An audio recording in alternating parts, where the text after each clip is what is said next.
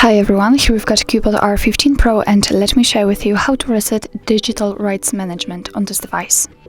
So first of all, we have to enter the settings, and now let's scroll down to the very bottom and tap on System. Now let's tap on Advanced, and right here we should have the reset options. As you can see, on the very first position we've got the option we are looking for, so simply tap on it.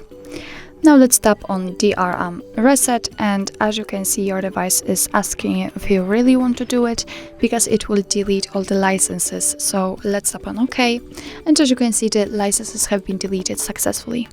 So actually that's all. This is how to reset digital rights management in your CUBOT R15 Pro. Thank you so much for watching. I hope that this video was helpful, and if it was, please hit the subscribe button and leave the thumbs up.